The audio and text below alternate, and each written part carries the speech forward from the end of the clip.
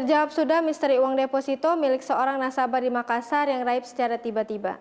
Uang puluhan miliar tersebut ternyata ditilep oleh pegawai bank plat merah berinisial MBS. Bareskrim Polri yang akhirnya berhasil menguak fakta dari hilangnya uang tersebut.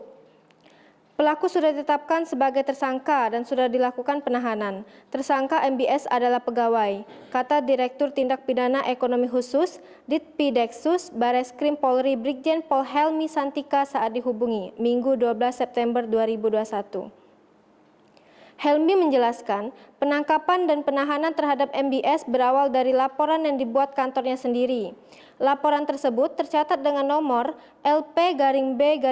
LP-B-0221-4-2021 Bareskrim tanggal 1 April 2021 tentang dugaan tindak pidana perbankan dan tindak pidana pencucian uang. Helmi mengungkapkan, pihak bank tidak mengalami kerugian akibat pemalsuan bilet deposito yang dilakukan oleh pegawainya.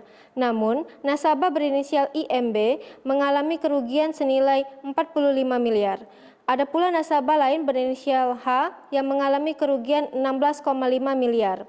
Korban lainnya, yaitu nasabah berinisial R dan A, mereka mengalami kerugian senilai 50 miliar tetapi sudah dibayar. Sejauh ini, kata Helmi, penyidik telah memeriksa 20 saksi dan 2 ahli perbankan dan pidana. Dari hasil pengembangan, pihak kepolisian menetapkan 2 tersangka lain. Atas kejadian ini, Helmi mengingatkan masyarakat agar berhati-hati ketika menerima tawaran produk perbankan atau saat menerima dokumen dari pegawai bank.